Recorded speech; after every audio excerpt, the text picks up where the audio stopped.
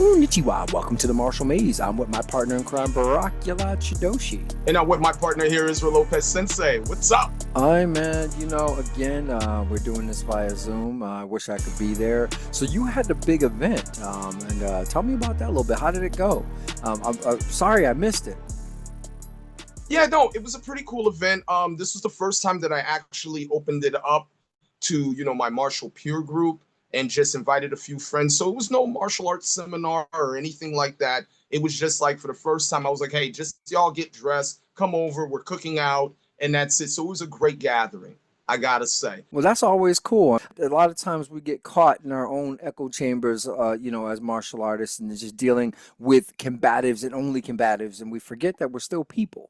You know what I'm saying? And part of what we do is the human experience. Yes, so true. And I just wanted to pull that element out. Randy came by, right? And we had a nice little palather. It was me mainly doing a lot of the talking. But what I was breaking down to him was that every time I do a Root to the Truth episode, I'm sharing my experiences through the journey. But at the same time, too, what I say at that moment evolves continuously. So I'm always learning more and more and more so I can give more, how should I say, much more stronger information. I don't think I can ever reach a point where I believe that I know it all. That's kind of hubris of me, to think so. And so also too, taking a proper break, like what you said, martial arts is our life. So we can't help but to eat, sleep, and breathe it in everything we do, from even paying our bills. All right. We're still thinking in that mindset. And so I said to Randy, I was like, could you check out? Have you ever checked out where you just go somewhere, do something where it's not martial art related? Just take a break, period, from it. And he's like, never done it. And I said, me either, but I started. Checking out. Go ahead. No, I find it a complete struggle. I don't think I can ever actually check out. Like even yeah, damn, that shit haunts my dreams, man. I don't think there's ever been a time where I wasn't thinking in some kind of martial way. Yeah, oh man. I'm like, hey, listen, this might be an overshare, so y'all, the fans of the show, this is an ADHD moment, I guess. I'm like, I even approach that shit to sex, man. It's competitive. Like, I find it very therapeutic, just to check out. And anytime I find myself going back to it, like I said, anything that's dealing with martial thinking, I have to shut myself out. Stop it, Barak. Stop it. Just enjoy the water waves. Just enjoy the beach. Do not think about what you can do in that water that's martial training. Do not just leave it alone. What? Right? I like you get And to the ocean, the the waves crashing, so you're thinking of the harmony and the way it pulls and pushes, and all of a sudden you're like, "Hey, man, wait, why does it look like you were in Tai Chi on the beach?" Nah, man, I was thinking about when somebody gives force my way and how I can redirect it and push it back out. Oh shit, I guess I was. So I made that a practice, and moving forward for the rest of this year, to just take a vacation, because I never took a vacation. I took my first vacation this year from martial arts. And so I notice my students every year they go on their vacations. Hey, I'm going right now. Chelsea's in Ireland. I mean, Nice. everyone's traveling and relaxing and really getting their me time. So I said, you know what? Since my school has been open, I have never taken a vacation from teaching. I just never have. And so I said, you know what? I randomly contact all my students and said, hey, no classes for this week. I am shutting the doors. All right. And I did it. And on top of that, I wanted to see if I can condition myself mentally from not doing anything martial as well. Don't go on a mat. Don't roll out. Don't do anything martial. Just read a book. Do something else. Okay. All right. It was therapeutic, I must say. Well, I'm digging that, man. I'm like, yeah, shit. I don't think I ever, hmm, I don't think my mind ever unplugs. Yeah, no, I mean, yeah, that's awesome, man. I'm glad your event went well. Just in that, and that was the whole theme of it, was just kicking back, just breaking bread, which I dug that, and I thought that was really cool. And I'm sorry I missed it. U.S. Open, came and went. I brought back the silver. I have mixed feelings about it. Awesome. Well, I mean, there were some great guys, there always is. It's, I guess, Why? you know, it's one thing when, you get beat by a really good competitor, right? It's another thing when you make a really stupid mistake and that competitor capitalizes on your stupidity and beats you that way. So it's like, again, it's like a hard fought win, like, oh man, he got me, he's just a really good guy. He's an amazing guy, a better guy. And then no, I was really trying to grab over and I overextended my grip and he basically tucked underneath me and threw me. That sucks. Like so my first match it didn't go so well, which is why I ended up with the silver medal and then afterwards I fell into my groove. I had a whole car ride home to yell at myself, so there was that. And every time my eyes would catch myself in the rearview mirror, it'd be like, "You're an idiot. You train all those hours. You do all that stuff and you did that. All the many things you could have done, but you Yeah. overextend. How many times in practice do you not overextend? And then you wait to get to tournament and then extend. What's the matter with you? And literally, that's all I heard. Like, it was like two separate, like I was schizophrenic or something, right? There was like literally somebody else in the rearview mirror talking back to me, which I got to the point where I was like, "Could you just shut up? I know." Like it was like that. So I guess I'm the hardest critic on myself. Everybody else seemed to be really happy. The dojo was getting back home to Myrtle, which I did, I told you before. I never thought I'd be a huge fan of living in a coastal town, but I do, and Mhm. it's great. It's like it's not like living in the city anymore. Like when I get back to I always say like the mainland, right? When I'm back into like the normal, so I'm like, oh, why can't I be back at the beach? Yeah, the dojo was very welcoming. Everybody, hey man, yo man, you still got that silver, baby. You do what you do, and all that other Right. good stuff. And I was very thankful. I guess I've been blessed always with a really good support system. Just people who are just always looking for you to succeed no matter what you do. Even well, whether it be Cine Judo Club or Myrtle Beach BJJ, and then all the other brothers. I got to see some of the guys from Worcester, which was really that made my heart a little heart Oh, sick for being home. Yeah, they were down there too, who you and see? had me missing Massachusetts. Like, whoa! I mean, Roger Mazzola was there, and Luis Soto, and they had the squad from Worcester Judo Club, and yeah, they were killing it, man. I mean, they had really some really tough matches, and they yeah, man, they were doing their thing. But it was like, and I told you before, Lewis is just one of them really cool dudes, in the Yeah. martial community, like he's like. I think we're about the same age, but I always feel like his reverency when we're around. So like I'm giggly, jokey. I be trying to be me, but it's hard. It's almost like, "Hey, stop being stupid." Like, right? I mean, he's never said that, but Yo, you are. yeah, yeah, man. I'm like, I'm jokey all the time, man. I can't take myself serious, like, Right. because I hit people seriously. So I'm like, yeah. So that part. So I mean, I'm jokey because I need to be. How else do I Right. make sense of the madness, right? Right. Uh, Right. Indeed. Now, yep. where was the U.S. Open? It was at Fort Lauderdale. Oh, awesome. Okay. Cool. Yes. Cool. I did not know Wow. that Hollywood, Florida was the hood. I had a friend from Hash Community that came through really big for this one. And I ended up staying at her little Airbnb. She had like Airbnb in the back of her spot, which was really great. Got a great night's sleep. I'm very thankful to her and her hospitality because I always have a hard time with nerves and just stuff like that before a contest, really relaxing. So in Right. being there, I think I got like myself this super salad and just kind of put on Netflix. And next thing I know, I was waking up the next day for a tournament. Like it was like I just fallen asleep. I didn't even put the food away, man. I just kind of fell asleep with a bowl next to me. Thank God it didn't fall over. It was kind of crazy. I guess I was really tired. So I mean, it got me through, man. It got me through. And again, great experience. I guess they say it's the biggest judo tournament in the United States. Don't know how Right. true that is. So, I just know it's huge. So, I mean, a lot of really top-notch competitors, a lot of foreigners and stuff like that.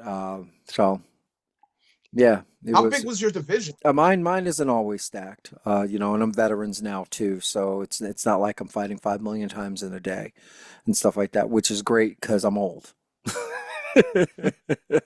Like, yeah. And well, it's the last time that I fight in the plus hundreds, though. I mean, that was the big deal going into the tournament was it was the last time I'm in the open class, and I'm finally back down to the weight class before the open class, so 220 and stuff like that, which is where I Okay. should have been the whole time. I let myself get fat. Mostly these guys are stronger than I am. There's a picture of myself with one of their national champions from overseas, and he is like Gabriel Gonzaga size. Like these are all that, and that's what the open class is. No, no, he's a big guy. Yeah. So I guess the way I look at it is you got to know your role, right? And where am I going to be more successful? Like, yes, I do have power, I do have strength, and I could be competitive in the open division. But the amount of time that I have to put in to train just to have my body be able to do what it needs to do, and then it's the recovery time, like to train that way and then realize that I'm going to be out of commission for 3 weeks afterwards. Is it worth it? You know what I'm saying, and stuff like that. Because my injury is still there. That part didn't end, right? So it's still, yeah. So it's Right. still very much a part of me. I just adapted to it, right? But there's a price to pay, and that price is not being able to do a goddamn thing for a couple of weeks afterwards, Mhm. and stuff like that. So and then you start asking yourself real questions like, is it worth it, you know, and stuff like that. So I don't know. I still got a lot in the basement, so that's kind of where my mind's always been at. I love the sport of judo. I talk about it all the time. We also have we have a veterans Charleston that's happening for USA judo veterans. Yeah, it's coming up August 23rd, Charleston, South Carolina. It's a really big. It's the biggest veterans tournament, and it's like I said, it's all the old boys, and stuff like that, and Yeah. it's great. It's for us, for those of us that are still. It's amazing when you see people in their 70s and 80s still competing, Yeah. and like they like literally look like Yoda, right? So they're kind of hobbling over to the mat, but as soon as they bow on, it's like they turn 20 years old for like 3 minutes. And then after a win, boom, somebody, and the match is over, then you hobble back over to the corner. And then after the match, then he grabs his cane. Oh yeah, yep, exactly. And you're like, man, jeez, wow. But yeah, so when you watch the old boys, man, you say to yourself that judo, even the sport of judo, what Kano envisioned was it to be lifelong, sustaining, right? So when you watch these old guys, and I mean old dudes, like old, like I mean when I'm saying old, I'm father time kind of old, and they're still getting on the mat and still getting it done. It tells you that, man, I want to live their way. I want to like have that kind of health regimen where I'm still active and I'm not broken. You know what I'm saying? So you start asking yourself, well, how did you make it? You walk over and say, hey man, how because you older dude. Yeah, I've been doing judo since I was a 5-year-old pup, and all that other crazy stuff. And I'm like, well, how'd you? And they're like, well, because I took care of myself. I Yeah. understood that, yeah, I want that gold medal. I want to be the best of the best, but it's still not worth it. There's life after judo, and I still need to have that life. You know what I'm saying? So they did all the right things and not all the wrong things, to keep that Hmm. body, to keep that longevity. So I thought that was really neat. Stuff like that. Yeah, yeah. That's awesome.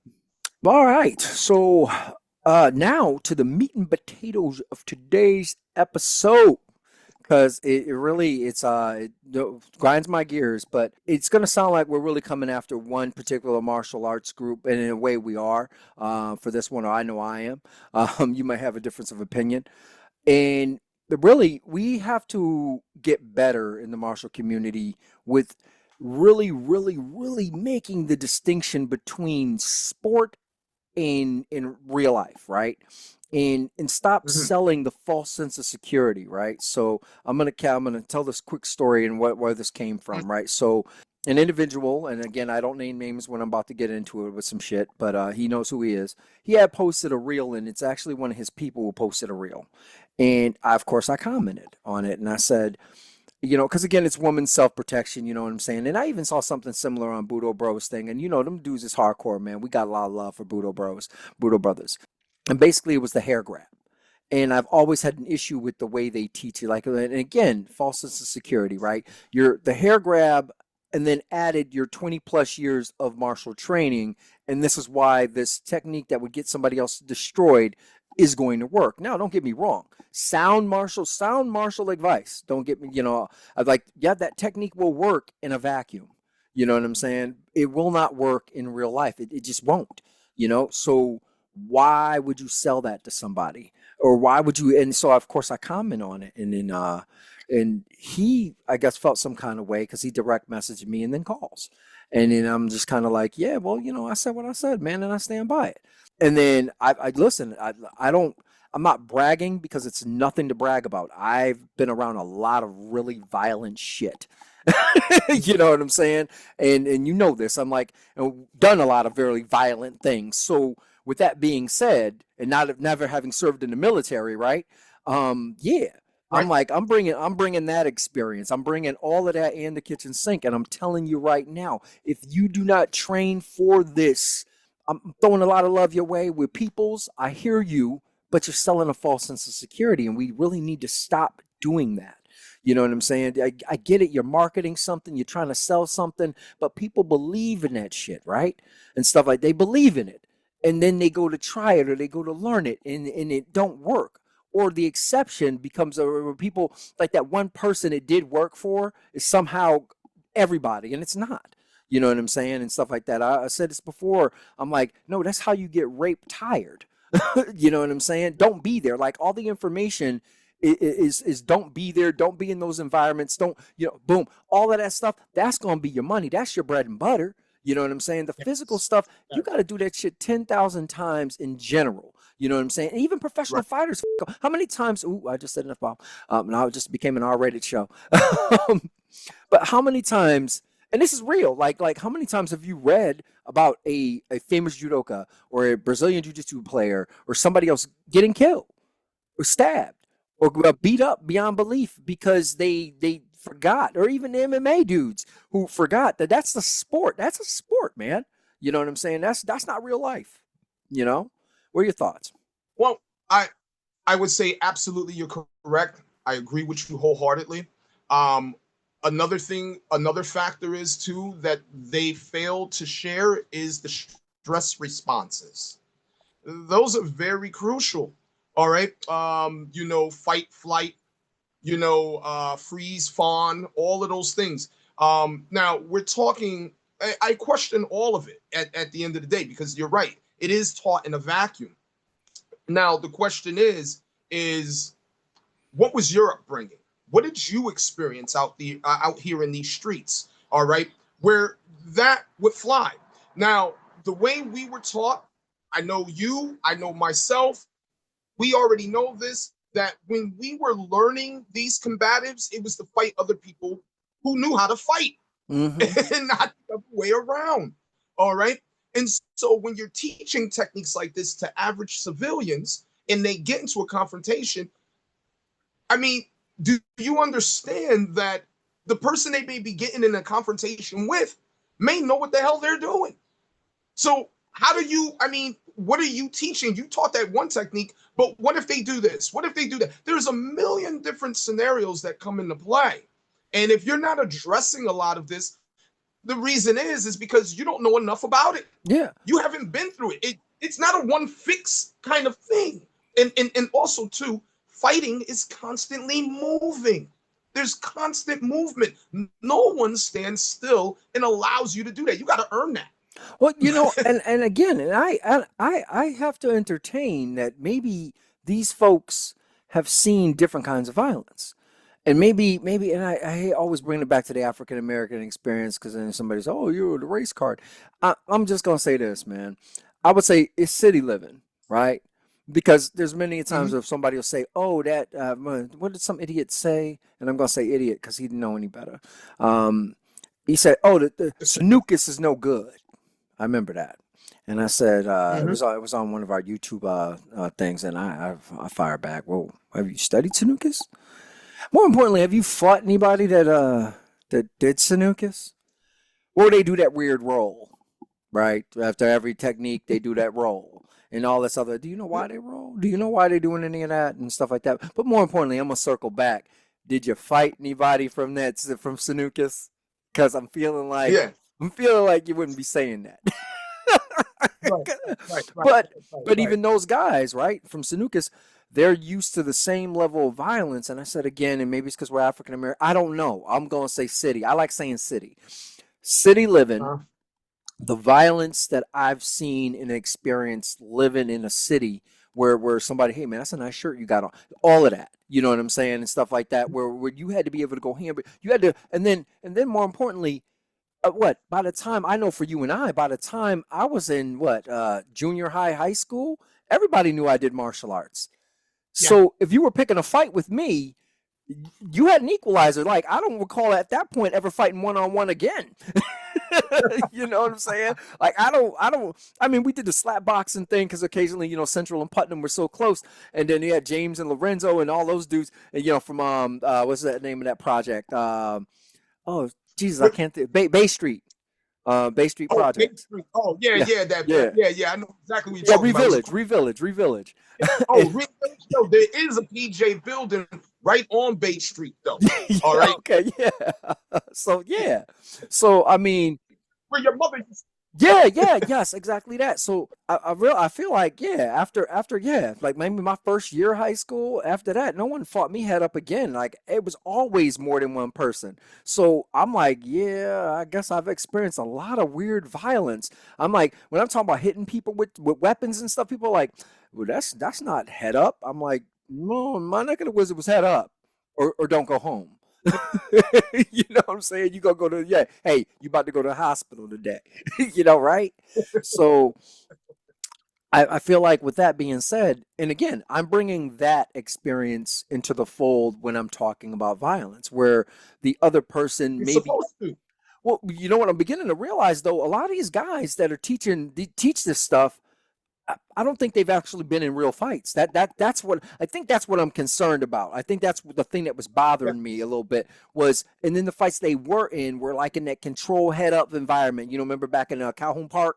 Where they'd be like, yo, let yeah, them fight head up, head up, head up, head up. Yo, nobody jump in, nobody jump yep. in. Let them two dudes duke it out, duke it out. And that was that. So that was their experience where it was never that way for me. It was like, we gonna beat the black off him.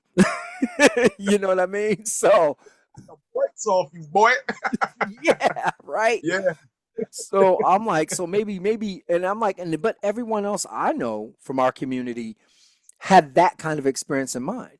You know what I'm saying? And even someone like Haskins Sensei, and we've had conversations about that. Where like, yes, martial arts was for the dregs of society, but if you ran with the Whitleys, if you were part of Griffins, if you were part of Mareki, like if you were in any of those, like everybody knew who did martial arts in Springfield, Massachusetts. right, You know what I'm saying? And that right. name carried. Like even my little stint Yep. in New York City, people once they realized that you knew how to fight, you shit. I mean, you might, Yeah, but this is before Reels. This is before the Instagram, man. I'm like, everybody knew how to fight. They came up with little names. Yo, that's Kung Fu over there. You know what I'm saying? And stuff like, well, think about it, right? yeah, yeah. No, no, for real, for real. No, I definitely agree. I look at that and I can tell based on your experience what you know. All right. And when I don't see that among instructors, it becomes problematic because you're actually thinking an average person, a predator, doesn't know any better. That's what the predators do, what they do for a living. All Mm, right. They that don't care part. what the hell you know. If they want you, they're gonna try to get you. All right. And that's as simple as it gets. I have a problem. My pet peeve is not distinguishing properly the difference between the art, the difference between self-defense, and the difference between self-defense and fighting. And they kind of lump them all in there like it's all the same damn thing. Yeah. All right. That's what I have. That's my biggest pet peeve. All right. If you want to teach the art and people sign up because they want to be able, I mean, they're dazzled. When you do a demo, the demo is to dazzle you. And Yeah. so people get it. To me, that's snake oil. All right. And believe it or not, that doesn't mean you can fight. It means you know your art well. All right. That's how I look at it. You know your art well. You know what the hell you're doing. I've never seen you in the ring. I mean, Hmm. even on a basic level, not even street fighting. All right. But let me just see what you got in the ring. And I guarantee you, half of that shit won't come out. You get boop bopped all day. Yeah. Well, again, like today, We had a training session in the morning, and one of the guys that trains, he was talking about combative, like we're starting to work more of his combative side of things. He's military, and ultimately, what we came back to is look, the sport stuff doesn't translate well into actual combatives. Don't get me wrong. There's a byproduct that you get from anything, right? Anything that's in the combative spectrum, there's a byproduct that you're going to get. If you learn how to box, you're quick with your hands, and yeah, you probably be able to knock somebody's block off in a street fight, right? And stuff like that. Especially if you're a decent boxer, you're gonna wet somebody up, slip, pop, pop, pop, pop, handle your business, right? Kind of reason why I love boxing so much. So it doesn't matter what martial, even if you're a grappler, you did wrestling and stuff. Even the kids, remember back in the day, Boys and Girls Club, the kids knew how to wrestle, boom, and they just take you down, maybe they didn't know how to throw a punch, but they knew enough to take you down, put you in a position where they could hammer, they can throw blows on you. You know what I'm saying? Now, if they were Mhm. effective or not, don't really care, but they would win the fight, right? Because they understood. They Right. understood. They get you to the ground, get you to, grapple. And so there's a byproduct that you're going to get until you're fighting somebody else that knows what you know or just skilled enough at what they do. And that's what I was circling back to with a lot of these guys is look, man, like on average, the average person will know that you do martial arts. Like the average, like especially if you're known in your neck of the woods, you go to the club, this, that, and even then, other fighters recognize other fighters right away, and even hood dudes. So, Yeah. and I'm gonna take it one step further and say even them like the hood dudes, you know what I'm talking about, who be at the club, who can bang real quick, yeah, quick with the hands, quick with the gun, yeah, all of that. They know. They look at you, you look at them, and y'all know instantly. It's like that law enforcement look. You know what I'm saying? Where you're like, oh, Mhm. okay, yeah, and stuff like that. Like even case in point, circling law enforcement. We also know the cops that can't fight to save their goddamn lives, and the only thing that's saving them is that badge. You know what I'm saying, and stuff like Yeah. that. But they tough for Right. that. They tough for that little bit. But we looking at you going, yeah, mm-hmm. We'll see you when you're off duty. Like it's one of those kind of things. And I'm not knocking somebody. We all know people like that. So if you're a fan of the show and you're listening, we are definitely pro law enforcement. Yeah, ladies and gentlemen, don't think we don't switch sides all of a sudden because we black. But I can be for law enforcement and be pro my civil rights too. You know what I'm saying? We Mhm. we can wear Mhm. both hats. We're walking chew bubble gum, Yep. y'all. We the Marshall Mays. But that's a prime example what you just said because Kimbo Slice, all right. Remember Kimbo Slice, Oh all yeah. right. He was a brawler. He was knocking out folks left and right, and I think he was from Miami Mm-hmm. or somewhere around there. And he was doing a lot of them street brawls.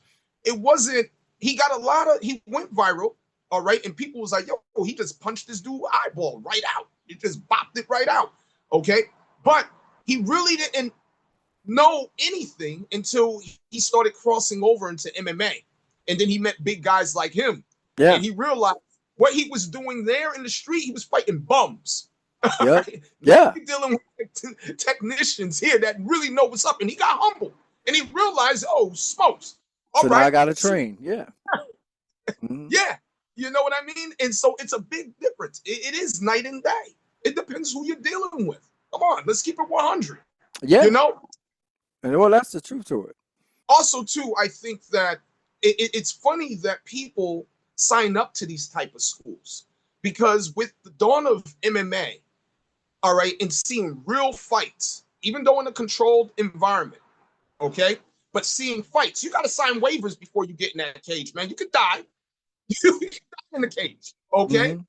It's bloody in there, okay? Even though with the rules they have, it still gets bloody in there, all right? And so now you're seeing real fights. You're seeing how these guys handle themselves. Now, none of them, let's just say, are masters or high end. Some of them are high end and hold black belt ranks in certain systems.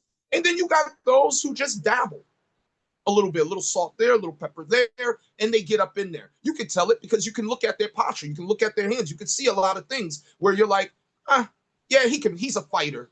Uh, he's not a technician, but he's a fighter, and Mm-hmm. you can see that. But we've seen enough real fights. We got CCTV. We've seen real violence out there.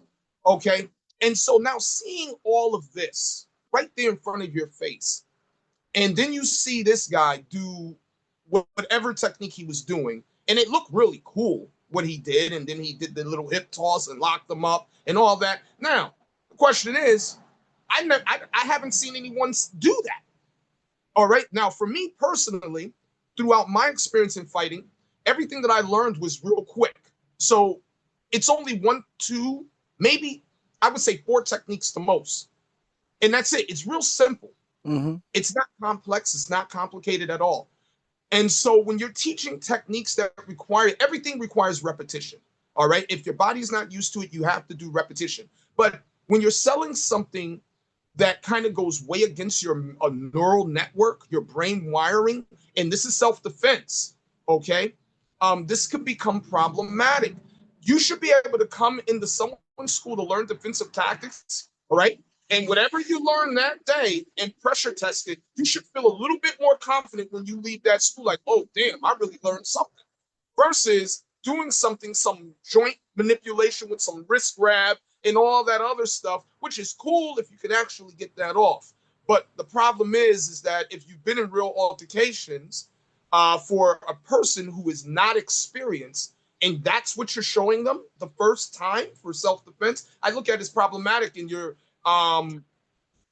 putting your student's life on the line. Well, so yeah, and I mean, and again, so I'm gonna bring it up with Brazilian Jiu-Jitsu is the biggest offender of selling the false sense of security.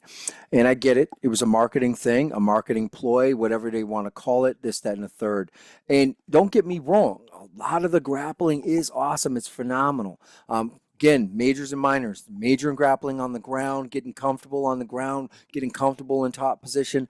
All of those things make sense to me, but you're still doing it in sport. This is still a sport, and like with judo, I love sport judo, but there are throws in judo that I would absolutely get me killed if I ever tried them in real life. So I get my score on that, that throw, boom, yeah, boom, get my ippon, yeah, and match over it, I'm great, and stuff like that. But I wouldn't use that same makikomi because, well, I just gave up a perfect back position, and you have access to my neck and throw, and so if I didn't end you on that throw, you're gonna just choke the shit out of me, and I'm dead. So there's that. So I lost I won, got the throw, but lost the war, right, and stuff like that. So. Uh-huh.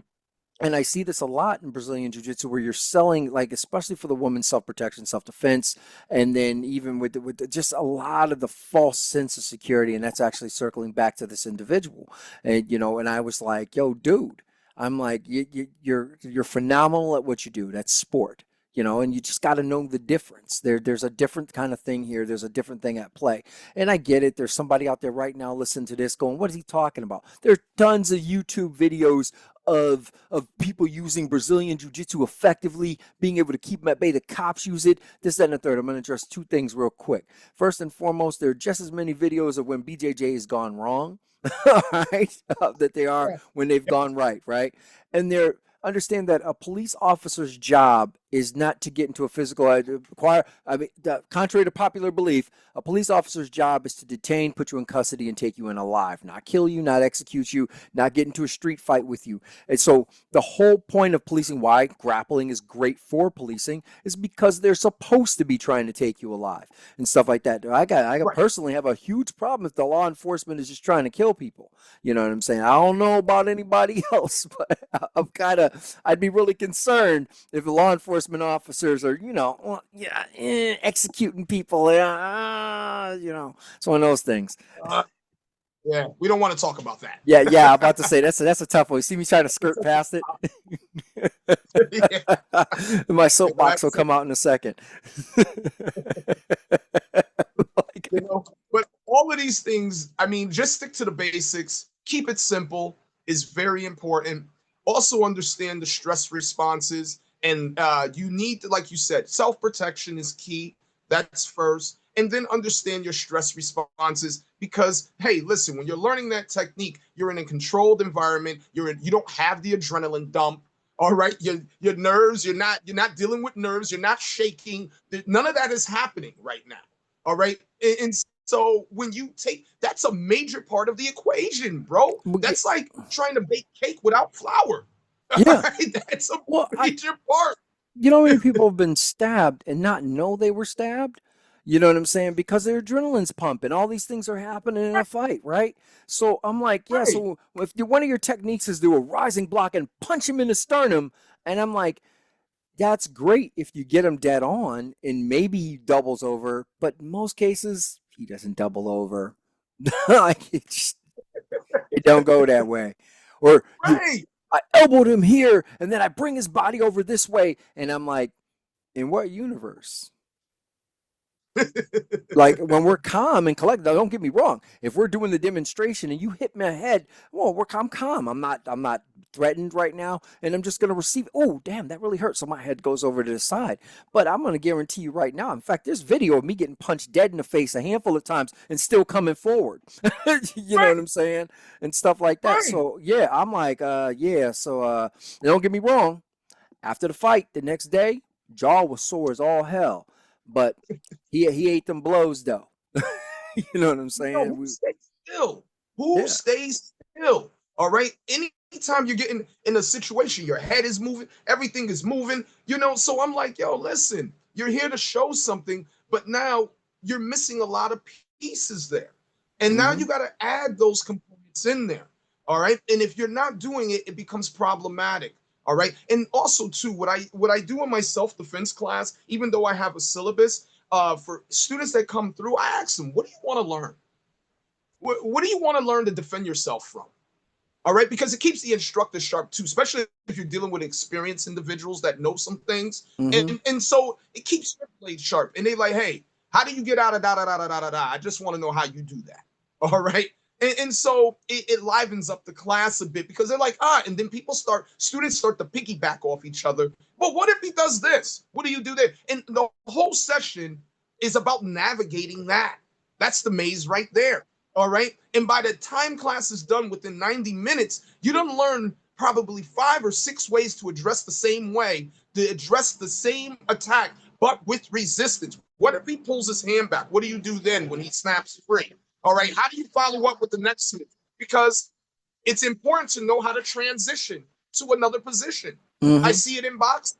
I see it in wrestling. I see it everywhere else. And it works. It's 100% solid because it's right there. It's proof. Yeah, All battle right. And tested. if Yeah. you and if you lack those departments and you teach one technique, and you think that's the end all to be all for if someone grabs your hair, this is what you do. Whatever it is that person showed, and they didn't follow through and explore the many different ways. We're talking about physics here. How much hair did that person grab? All right.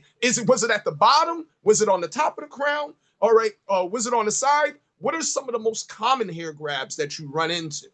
All Well, right. the basic thing that I had issue with when I was watching a particular video was the front hair grab. And I was like, and again, I encourage anyone to look at women fighting, right? You see two women get into a street fight in the hair grab. And you can see where maybe you have a split second to get Mm-hmm, that self-defense off, right? A split second before it becomes too late. And the front hair mm-hmm. grab is devastatingly powerful because normally when that's happening, they pull you straight down.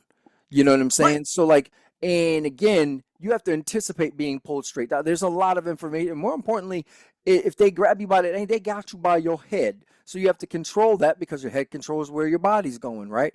And Right. stuff like that. And it's just not practical to the point where I'm like, just the best defense would not to let that hair pull happen. You know what I'm saying? And stuff like that because you have to isolate the hand, the movement of the hand, and the rest of the body. And if the person is standing up, they gonna move. Listen, man. I once threw this guy was throwing him out of Teddy B's way back in the day. I'm invoking Teddy B's right now, um, and uh, and it was a big dude, and I just remember like I didn't want to go hands with him. It was on the other side of the bar, remember the square bar setup from back in the day, and a big ass dude, and I didn't know he had friends, and I just grabbed his hoodie from the back and tucked it over his head and then used his head to just I was like grabbing like at the top of the hoodie but like a pistol grip on the top of the hoodie and Uh-huh. I'm just Uh-huh. literally just shaking his body as I'm pulling him out the place. And so he never had the wherewithal to just let his arms go because if he had he would have just came out of his hoodie. But he didn't and stuff. He just didn't have the wherewithal to do that. And he's grabbed himself onto his hoodie. And you And were I'm running in the yeah, and we're knocking over bar stools, and I'm just kidding about the bar. I wasn't hitting him, but I just literally took it and just didn't let him reestablish balance the whole time. And right, again, right. if he had the wherewithal, again, if he had been trained, maybe he would have just stopped and let his arms go.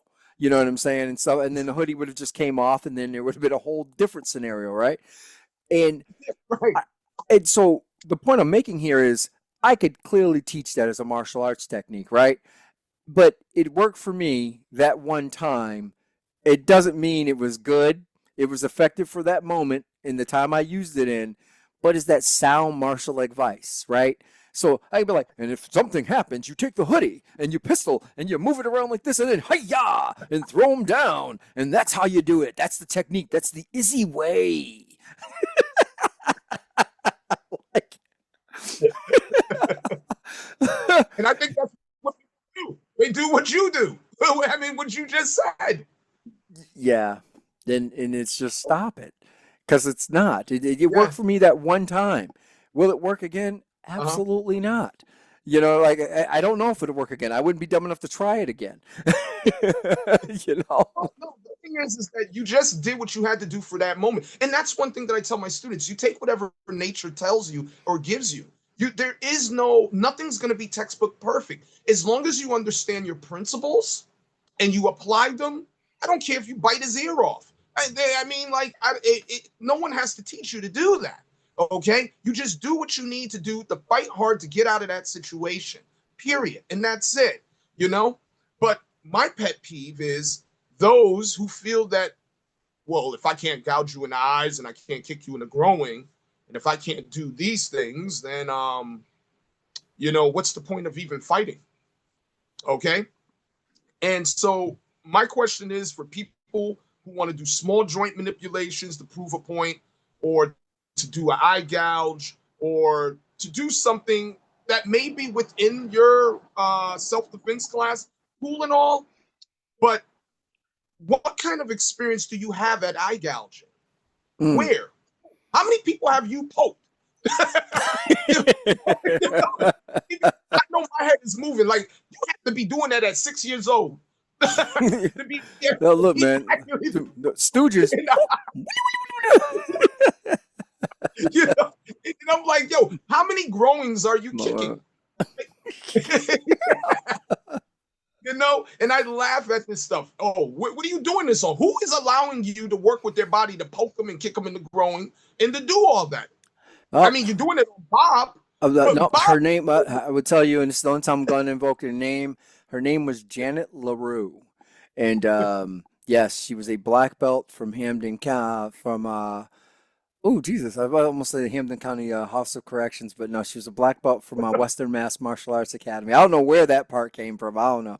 But she was a black belt, and I remember always giving her shit back in the day because it was a Mark Perlman. He had all these good techniques, right? They had all these good different things that they would do to adjust different situations. But her go-to move was to kick you in the balls as hard as humanly possible, and she'd get them. She was the only person I would tell you I've ever considered wearing a cup if she was training, because it didn't matter how she got him. It was like, yo, man, it was a master Ken. We stomped that groin. where she spent a lot of time, a lot of repetitions hitting nuts. Yes, yo, she did, bro. You know, in most jujitsu classes, I mean, you do wear a cup. Just because if you are teaching these techniques, you're riding up on those, you're riding up on the growing. So that's very important. But you got to have someone that is willing to participate, to sacrifice their body parts for you to become better. All of these elements are very important, and we have to be realistic um, when teaching these techniques and understanding the right response. What happens when you touch people in certain areas? But also, too, you have to keep in mind we're both dealing with an adrenaline dump. Mm-hmm. We both went into hawk mode. Okay, so that may not be effective at that moment. You better hit me really freaking good to knock the fighting spirit out of me. All Yeah. right, but the reality is with that dump, yo, you're gonna keep it going, and after the next day, you're gonna feel it. But at that moment, no, I got to do what I got to do because I'm in survival mode. Yep. All right. And so that changes everything. So now, when you are teaching self defense, effective self defense, you have to be able to navigate that. And that's really, you can put your students in a stressful environment but it's still not going to be the real thing. It's almost like being in the military, not going through basic training. Hmm. Okay, you're in basic training for 8, 12 weeks, whatever, right?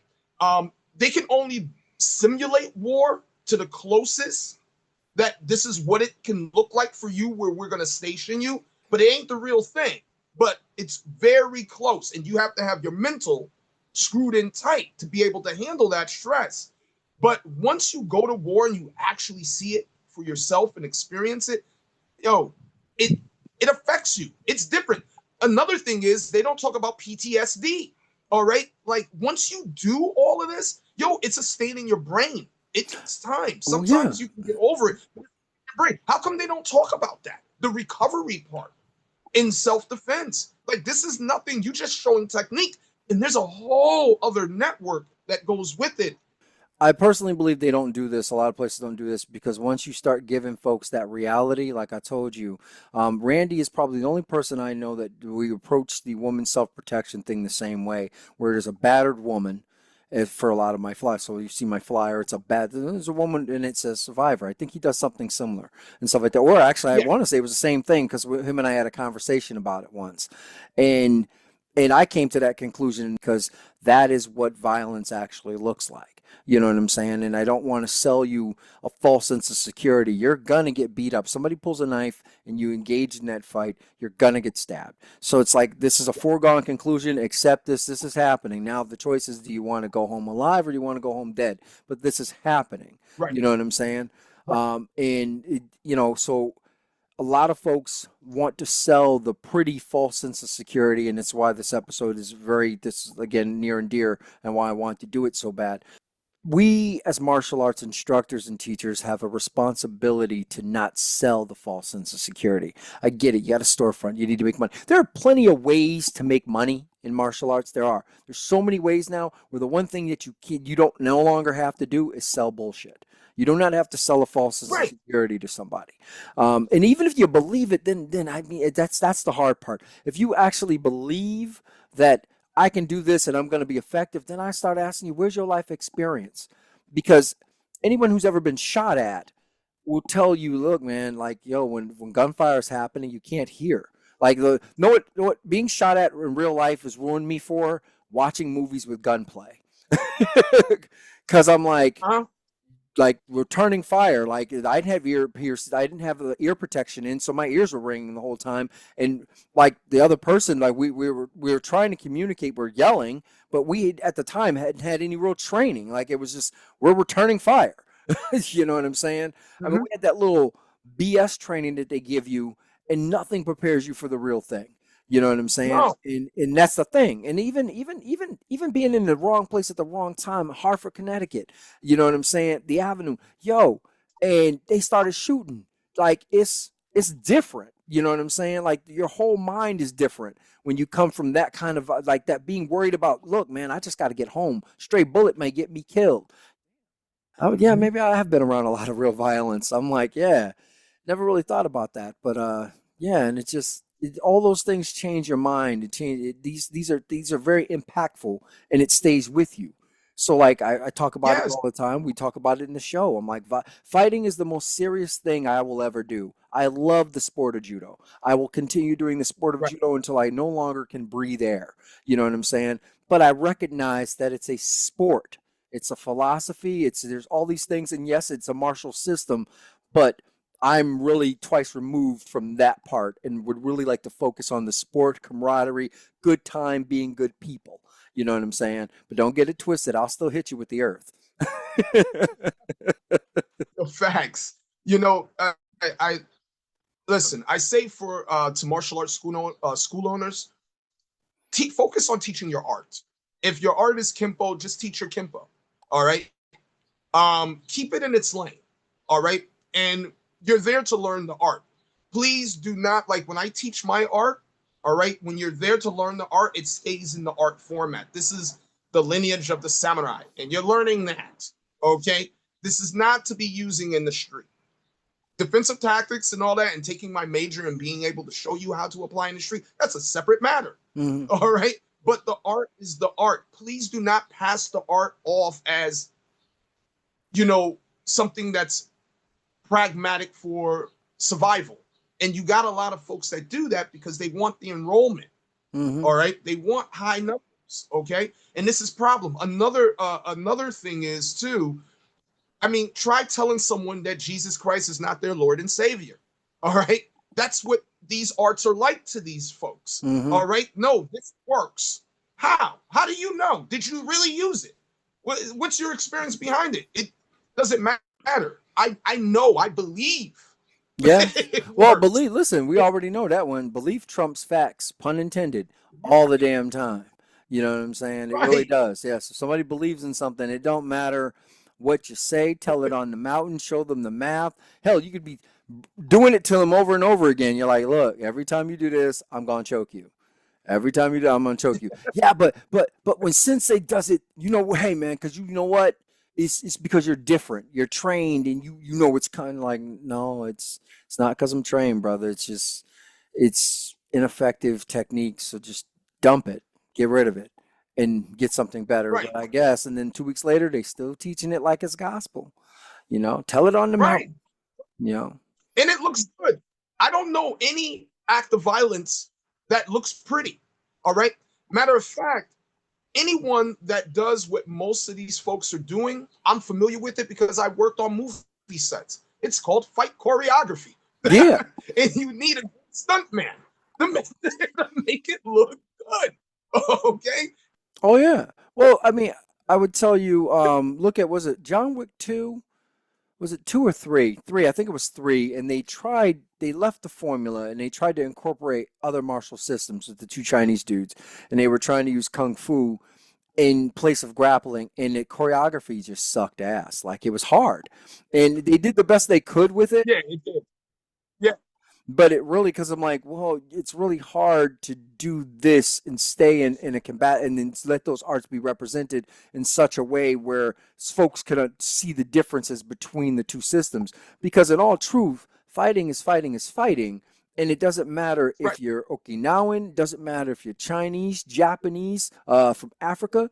When you're addressing in close violence or just in close grappling, you're gonna all look the same. You're almost all gonna do all the same things and stuff like that. So Yeah, it'd be really hard to distinguish the two arts from each other, you know. But then there are some systems that really don't grapple. So, or they have grappling in it, but it's so far twice removed on its sister side, it doesn't really exist anymore in the system.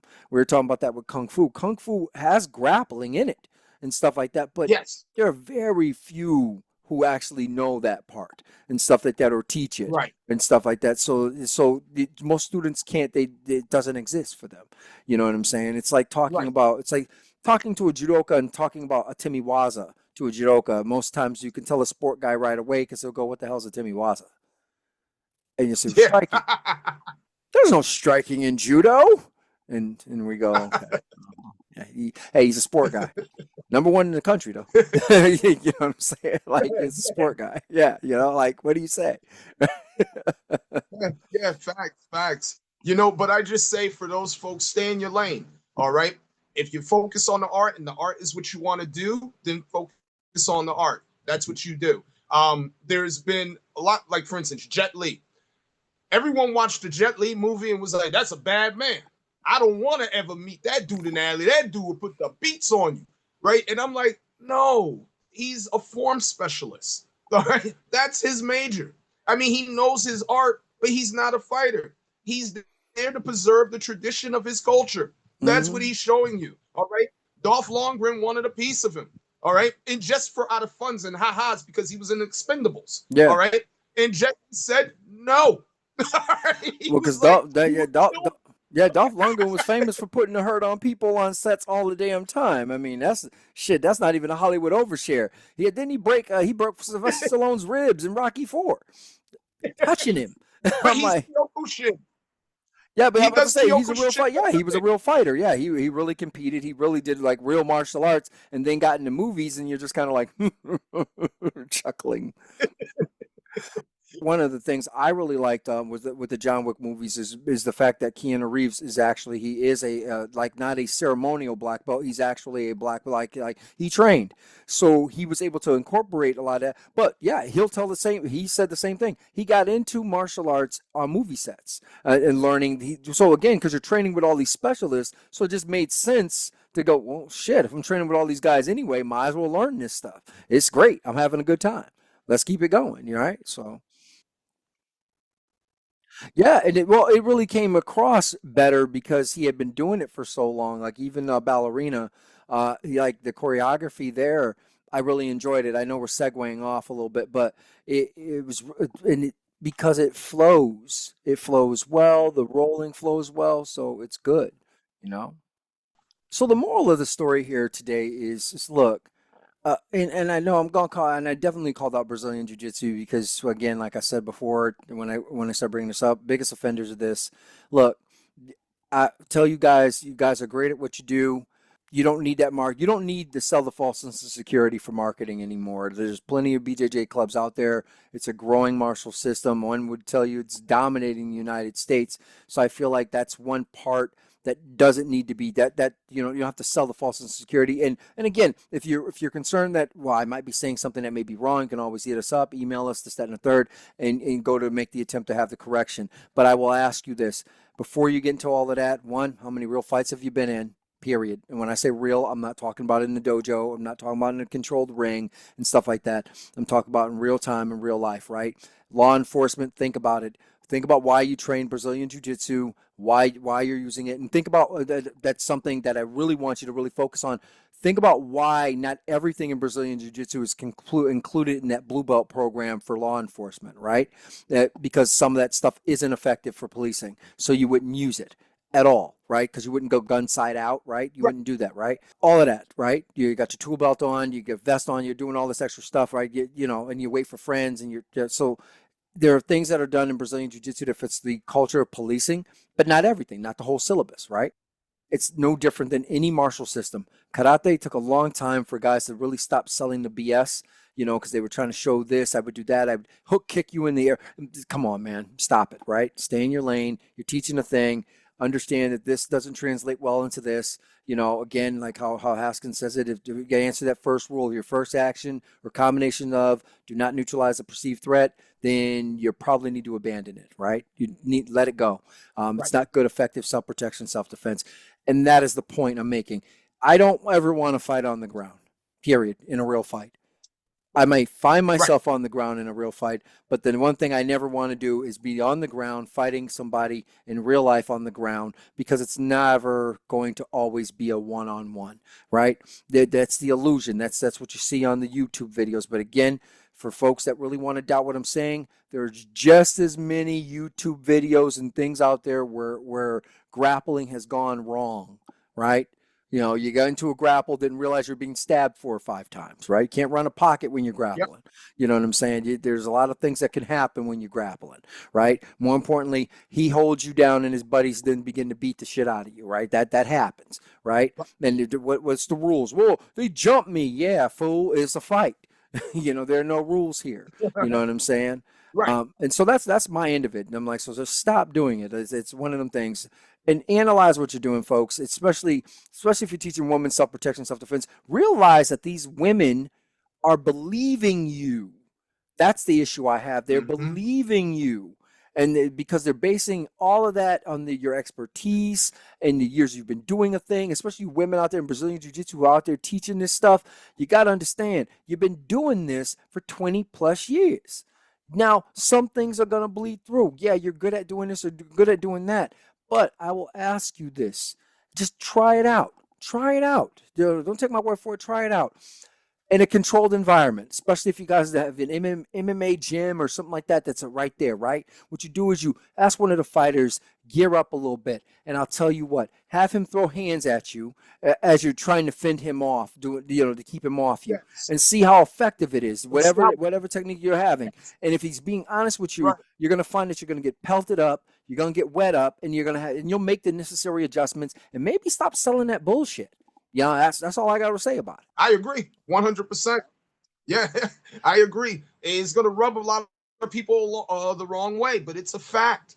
All right. You need experience in everything that we do, from whatever. If you're an auto mechanic, electrician, whatever, you need experience in this stuff. Reading a couple of books and doing things in a vacuum, all right, it doesn't cut it.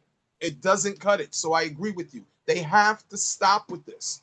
All right. But it's hard because, once again, you're going to someone who you believe is a professional or an authority of sorts in that particular system or whatever method they are sharing with the community. So, I mean, you go into someone's school and you question them. That's like, do you do that at college?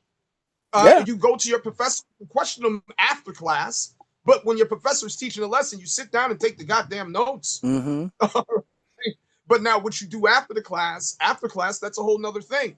And so right now, I mean, we understand that this is within our nature to respect authority. All right. And so that's how we get bamboozled.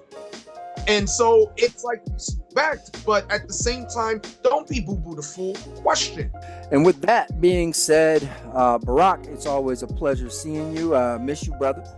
Look forward to seeing you in person real soon. I'm with my partner in crime, Barak Yalad Shidoshi. I'm with my partner here, Israel Lopez Sensei. And you've been listening to The Martial Maze.